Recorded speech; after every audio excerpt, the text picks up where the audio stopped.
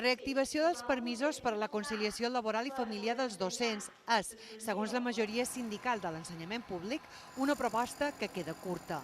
Malauradament, la Conselleria torna a no establir mesures reals de conciliació, ja que aquests permisos tornen a ser no retribuïts, de manera que és l'economia de les famílies la que ha de pagar poder tenir cura d'aquests infants. La conciliació familiar és un element irrenunciable de l'estat de benestar.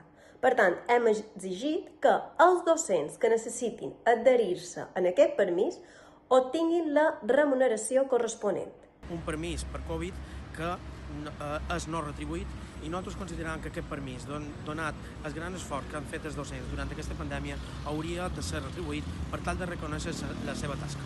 L'ampliació de la brigada Covid a secundària i a formació professional sí que és per a ells una bona notícia. D'incrementar les jornades de treball de mitja sencera en els centres on hi hagi moltes baixes d'una especialitat, la qual cosa ens ha parescut una bona idea. Demà es reunirà la comissió paritària entre Salut, Educació i els representants dels docents, en què la nova guia d'actuació davant casos de Covid-19 serà la protagonista. El darrer protocol equipara els infants vacunats als adults vacunats i n'iguala els protocols. Si l'infant està vacunat i és positiu, ha de fer 7 dies d'aïllament i si és contacte estret no farà quarantena. Si no està vacunat i és positiu, haurà de fer el mateix aïllament de 7 dies i si és contacte estret, també quarantena d'1 setmana.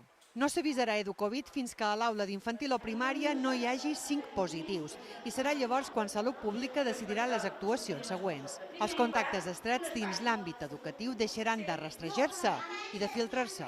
Només es faran proves de detecció d'infecció activa als centres d'educació especial, a les dones embarassades, les persones vulnerables o que viuen en entorns vulnerables i a les persones amb immunosupressió. A mi em semblaria bé, perquè això el mòbil és un aparell que distrau molt.